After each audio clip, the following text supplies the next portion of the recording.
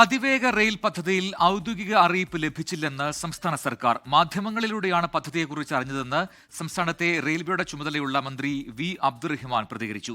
E Sreedharan കോടതിയിൽ പോയി പാലം മുടക്കിയെന്ന വിമർശനവും മന്ത്രി ഉയർത്തി. അതേസമയം പദ്ധതിയെ അനുകൂലിച്ച് പ്രതിപക്ഷ നേതാവ് വി ഡി സതീശൻ രംഗത്തെത്തി.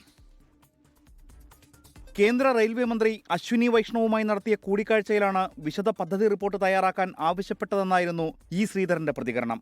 എന്നാൽ പദ്ധതി സംബന്ധിച്ച് മാധ്യമങ്ങളിലൂടെ മാത്രമാണ് അറിഞ്ഞതെന്ന് സംസ്ഥാനത്തെ റെയിൽവേയുടെ ചുമതലയുള്ള മന്ത്രി വി അബ്ദുറഹ്മാൻ. റെയിൽവേയുടെ ചുമതല വഹിക്കുന്ന ഒരു മന്ത്രി എന്നുള്ളതിൽ എൻ്റെ വകുപ്പിൽ അത്തരത്തിലൊരു ഫയൽ വന്നതായിട്ട് ഇന്നലെ ഞാൻ പരിശോധിച്ചു, കണ്ടിട്ടില്ല.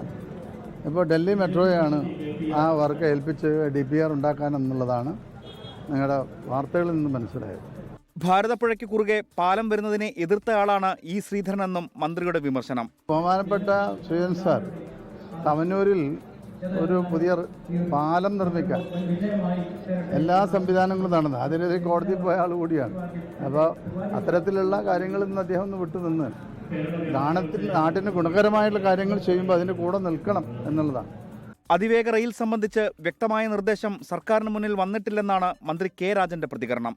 അതിവേഗ റെയിൽ പദ്ധതിയെ അനുകൂലിച്ച് പ്രതിപക്ഷ നേതാവ് വി ഡി സതീശൻ രംഗത്തെത്തി. നമുക്ക് സ്പീഡ് റെയിൽ വേണം, സ്പീഡിൽ സഞ്ചരിക്കണം.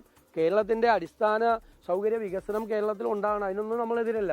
സിൽവർ ലൈൻ ഇതൊന്നും പഠിക്കാതെ ചെയ്ത തട്ടിക്കൂട്ട് പ്രോജക്റ്റ് ആയതുകൊണ്ടാണ് ഞങ്ങൾ എതിർത്തത്. സംസ്ഥാനത്തെ 3 വിമാനത്താവളങ്ങളെ ബന്ധിപ്പിച്ച് തിരുവനന്തപുരം കണ്ണൂർ അർദ്ധ അതിവേഗ റെയിൽപാതയാണ് കേന്ദ്രത്തിന്റെ പരിഗണനയിൽ. 24 തിരുവനന്തപുരം. ലോകത്തെവിടെയായാലും ഏത് സമയത്തും 24 വാർത്തകളും ഓഗ്മെന്റഡ് റിയാലിറ്റി പാക്കേജുകളും എക്സ്പ്ലെയിനറുകളും വിശദമായി കാണാൻ ഞങ്ങളുടെ യൂട്യൂബ് ചാനൽ നിങ്ങൾക്ക് സബ്സ്ക്രൈബ് ചെയ്യാം.